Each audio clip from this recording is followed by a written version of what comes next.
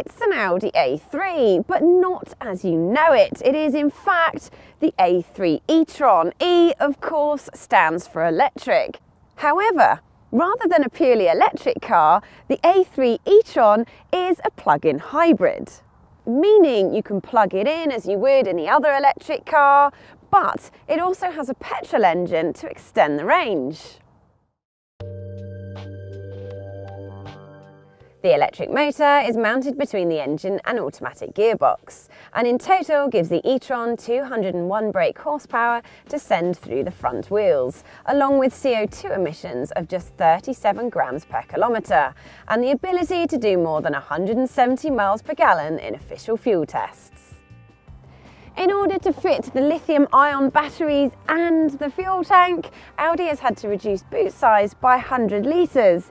It wouldn't be such a problem if you didn't have to carry around this bag of charging cables.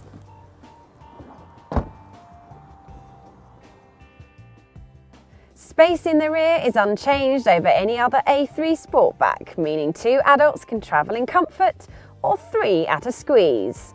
Or there's room for a couple of rear-facing child seats.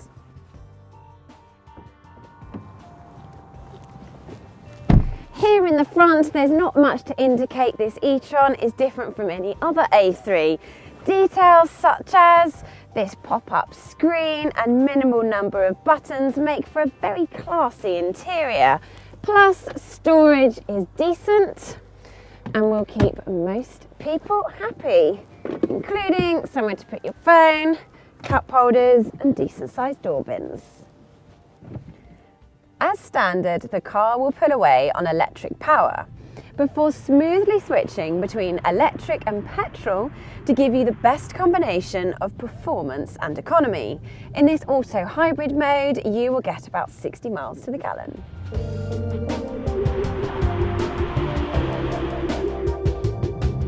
If you switch to EV, the car runs on battery power alone. It can do up to 80 miles per hour for around 20 miles before needing a recharge, which takes between 2 and 4 hours.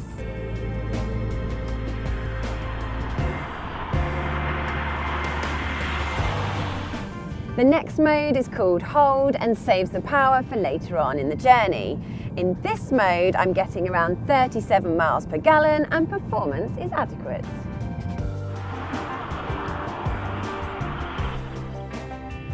Finally, there's Charge Mode, which uses the engine as a generator to charge the battery if you can't find a plug. This drags fuel economy down to less than 30 miles per gallon. You might have noticed that at no point in this test has the e-tron returned anywhere near the claimed 170 miles per gallon, because to do that you'll need a fair amount of electric-only driving. But if your daily use is less than 20 miles and you have somewhere you can charge, it would be a very cheap car to run. For those doing longer journeys, even in the default hybrid mode, the e-tron is very efficient, especially for a car that can do 7.6 seconds to 60 and has plenty of power for overtaking. Unless you really push it, the e-tron drives much like any other A3, with nicely weighted steering and a supple ride. Plus the brakes are nice and linear, which isn't something you can say about all hybrids.